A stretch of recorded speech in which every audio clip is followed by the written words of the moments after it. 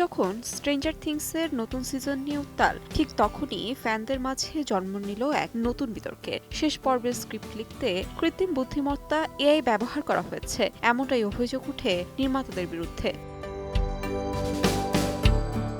ফ্র্যাঞ্চাইজির season 1 ও 2 তেমন ঝড় তুলতে না পারলেও সিজন 3 মুক্তির পর সিরিজটি পুরো বিশ্বজুড়ে জনপ্রিয়তার তুঙ্গে পৌঁছে গিয়েছিল। সিজন 5 রিলিজ হওয়ার পরও সেই উচ্ছ্বাস আরও বেড়েছে। তবে শেষ পর্ব নিয়ে হতাশ হার্ডকোর ভক্তরা, কারণ 11 ও মার্কের হ্যাপি এন্ডিং পছন্দ হয়নি তাদের।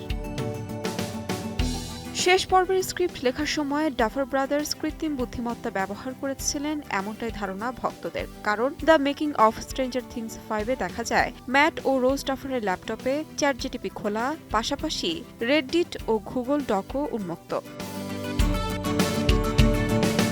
ভক্তদের দাবি, এই কারণেই সিজন 5-এর শেষ পর্ব আগের মতো চমকপ্রদ হয়নি। তবুও কিছু ভক্ত আশা রাখছেন, যদি মার্কের শেষ থিওরি সত্যি হয়, তবে গল্পের নতুন মোড় দেখা যাবে।